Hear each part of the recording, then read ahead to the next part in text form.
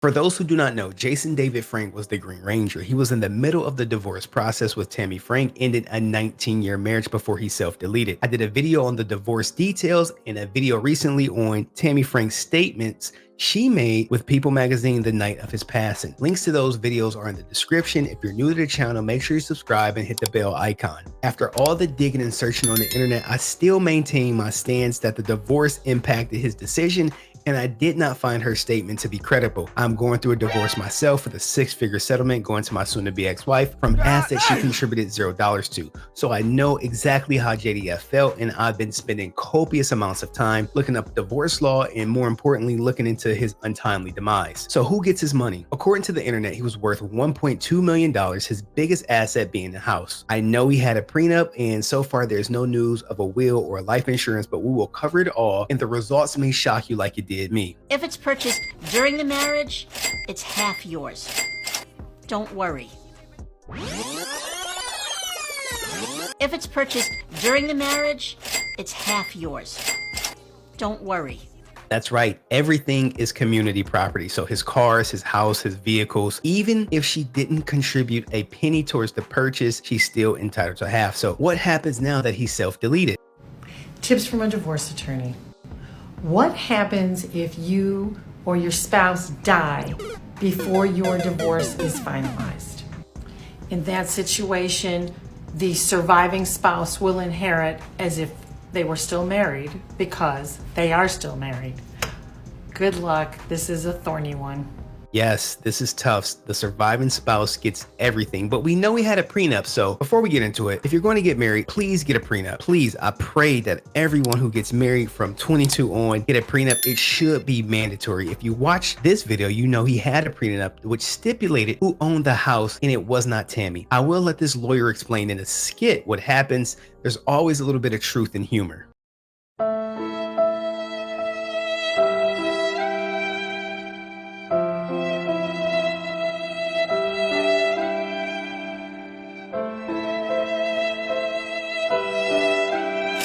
That's right. Prenups do not apply in death. So that money that she wants, that community property that she wanted, pretty much everything that he wanted to keep away from her in his divorce filings now becomes half hers. Emphasis on half. The house, the bikes, his jewelry, his clothes. So what about a will? If you have a house that you purchased during marriage with your spouse and your spouse dies before you, do you automatically own the house? The answer is no. And if you own a house in Texas that was bought during marriage, it's most likely community property. That community property is half yours, but your spouse can leave his half to whoever they want. His will could leave it to somebody else, and then you only have a half interest in the house. Even if his will says specifically that the house is 100% yours, that will still has to go through probate. A probate judge has to declare it to be a valid will, or else it's not really yours until the will has been probated. Man, it's rumored he didn't have a will, so now what? If your spouse dies without a will, the law says if he has any other children that are not your children, such as if he had children from a prior marriage, or if he had a child as a result of an affair during the marriage, those children that are not your children are entitled to a portion of the house. So you can't sell that house and keep 100% of the money. You can't sell it at all without going through probate, getting an administrator appointed, and otherwise all the heirs are going to have to consent to the sale.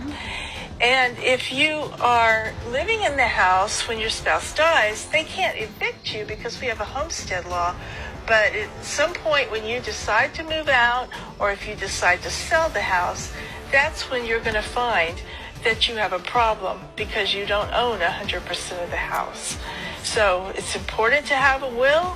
It's important to probate that will within 4 years of the death of your spouse. Aha, there's a silver lining that his kids actually get half his assets, which is the house. They can't kick Tammy out of it, but if she goes to sell it, which she most likely will, because who's bringing in the income to the house now? The kids will get their cut. Sadly, if the divorce was finalized and the prenup was enforced, they would likely get all his assets. Lastly, let's talk about life insurance.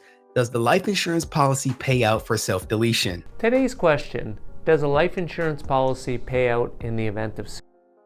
Most life insurance policies have a 2-year provision and incontestability provision, meaning that if the person passes away in the first 2 years as a result of suicide, the policy will not pay out. The death benefit will be limited to a return of premium. Now, after 2 years, most life insurance policies do pay out in the event of suicide, but with one big caveat: you have to make sure that the questions were answered correctly. If the person had certain mental nervous disorders or other health issues that were not disclosed properly, the insurance company could consider the policy null and void, which would mean the death benefit would be limited to a return of premium. So as long as he had the policy more than 2 years, the life insurance policy will get paid out. And more than likely, his widow is probably the main beneficiary. We can hope she's not, but chances are she's going to get the majority. See, most people don't know, once the divorce process is initiated, you cannot take your soon-to-be ex-spouse name off the life insurance policy until the divorce is finalized.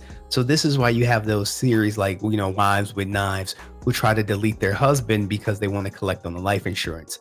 Unfortunately, JDF is ruled he took his own life, and therefore now his policy more than likely will be paid out because chances are he had it for more than 2 years. We really don't know, so this is all speculation. But more importantly, Tammy still financially benefits from his passing. She's winning because the prenup, which likely said no alimony, no cars, no house, she would have only been able to leave with the gifts he purchased for her. Now she gets half of that and has to split the other half with her biological daughter and his other 3 kids. Y'all think this is right? Is it fair? Did you learn something? Let me know in the comments section. I'll see you in the next video. Peace.